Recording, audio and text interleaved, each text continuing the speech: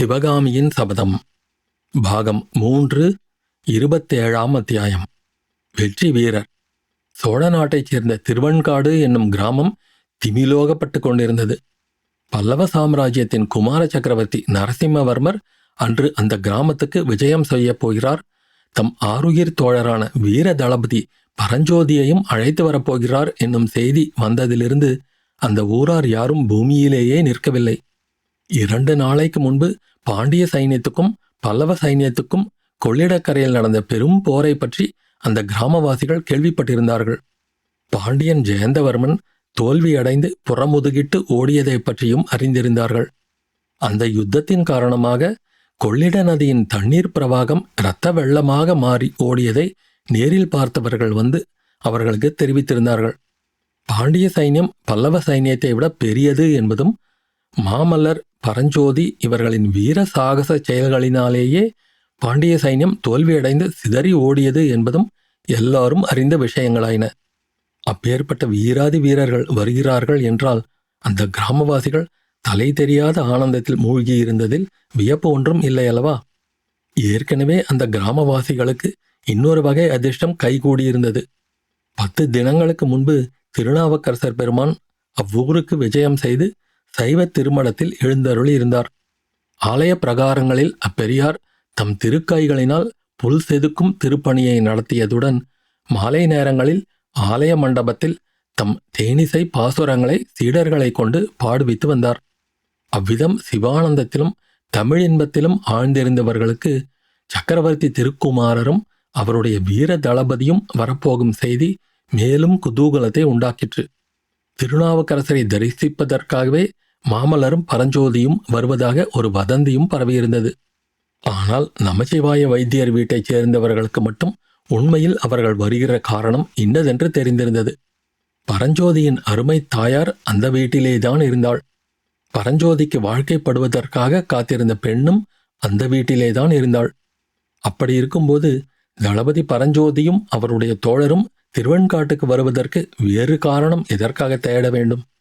எனவே அந்த கிராமத்தில் மற்ற எந்த வீட்டையும் விட நமச்சிவாய வைத்தியரின் வீட்டிலே குதூகலமும் பரபரப்பும் அதிகமாயிருந்ததென்று சொல்ல வேண்டியதில்லை.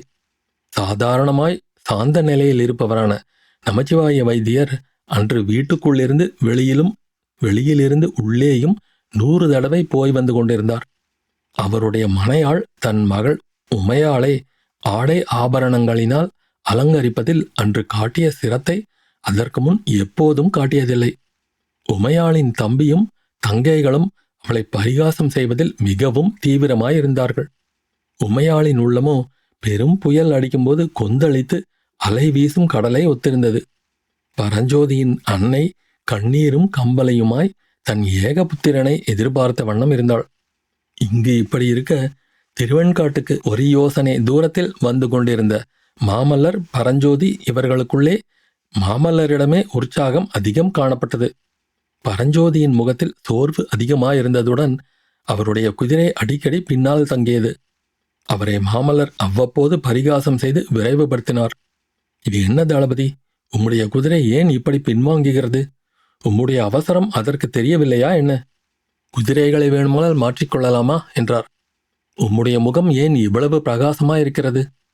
இதென்ன, நீர் உம்முடைய காதலியை காணப்போகிறீரா அல்லது கொலைக்களத்துக்கு போகிறீரா? பயப்படாதீர், நான் நல்ல வார்த்தை சொல்லி உமையாள் உம்மை அதிகமாக கண்டிக்காமல் பார்த்து கொள்கிறேன் என்று கேலி செய்தார்.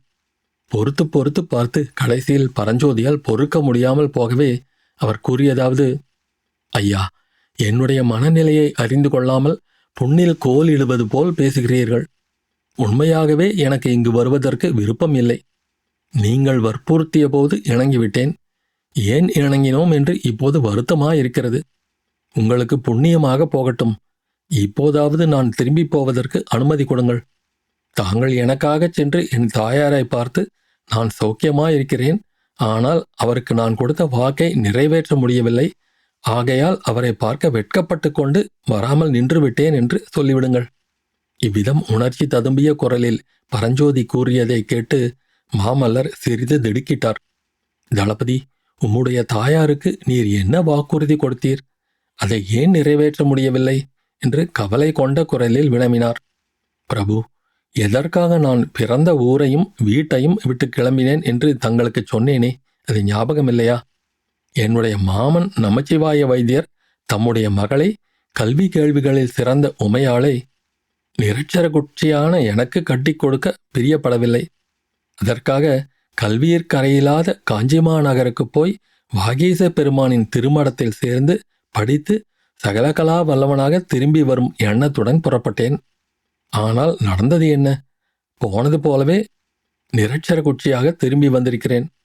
திருநாவுக்கரசர் பெருமானை கண்ணாலே கூட பார்க்கவில்லை என்று பரஞ்சோதி சொல்லி வந்தபோது நரசிம்மவர்மர் கலகலவென்று சிரித்தார். பல்லவகுமாரா, தங்களுடைய சிரிப்பு என் உள்ளத்தில் நெருப்பாய் எரிகிறது. வடக்கு போர் முனையிலிருந்து சக்கரவர்த்தி என்னை தங்களிடம் அனுப்பிய போது தங்களை எனக்கு கல்வி கற்பிக்கும்படியாக சொல்லி அனுப்பினார்.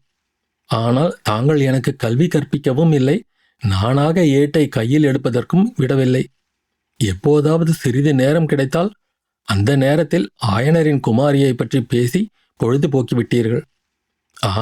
ராஜகுலத்தினரைப் போல் சுயநலக்காரர்களை நான் கண்டதில்லை என்று சோகம் ததும்பிய குரலில் பரஞ்சோதி சொல்ல, அதை கேட்ட குமார சக்கரவர்த்தி இன்னும் உரத்த சத்தத்துடன் சிரித்தார். மாமல்லரும் பரஞ்சோதியும் திருவெண்காட்டை அடைந்தபோது கிராமத்தின் முகப்பில் அவர்களுக்கு சிறப்பான வரவேற்பு காத்திருந்தது. அப்போது மாமல்லருக்கு முன்னொரு நாள் மண்டபப்பட்டு கிராமத்தில் நிகழ்ந்த வரவேற்பு காட்சியும், அன்று ஆயனரும் சிவகாமியும் முக்கியமாக வரவேற்புக்குரியவர்களாக இருந்ததும், தம்மை இன்னார் என்று தெரிவித்துக் கொள்ளாமல் அவர்களை பின்தொடர்ந்து சென்றதும் ஞாபகம் வந்தன. ஆஹா, அதற்கு பிறகு எத்தனை சம்பவங்கள் நிகழ்ந்துவிட்டன. இதற்குள்ளாக கண்ணபிரான் மண்டபப்பட்டு கிராமத்துக்கு சென்று கொள்ளிடக்கரை சண்டையை பற்றியும் பாண்டியன் புறமுதுகிட்டு ஓடியதை பற்றியும் சொல்லியிருப்பான். சிவகாமி எவ்வளவு மகிழ்ச்சி அடைந்திருப்பாள்! எவ்வளவு ஆர்வத்துடன் தம்முடைய வருகையை எதிர்பார்த்து கொண்டிருப்பாள்! இந்த தடவை அவளும் மற்ற கிராமவாசிகளுடனே வந்து தம்மை வரவேற்பாளா? மாமல்லர் இத்தகைய மனோராஜ்ய பகற்கனவுகளில் ஈடுபட்டிருந்த சமயத்தில் குமார சக்கரவர்த்தி நரசிம்ம பல்லவேந்திரர் வாழ்க, கங்க மன்னனையும் மதுரை பாண்டியனையும் போரில் புறங்கண்ட வீர மாமல்லர் வாழ்க, வீராதி வீரர் தளபதி பரஞ்சோதி வாழ்க என்பது போன்ற ஆகாசமளாவிய கோஷங்கள் அவருடைய பகற்கனவுகளை கலைத்து திருவெண்காட்டு கிராமத்துக்கு அவர்கள் வந்துவிட்டதை தெரியப்படுத்தின. அத்தியாயம் முடிவு.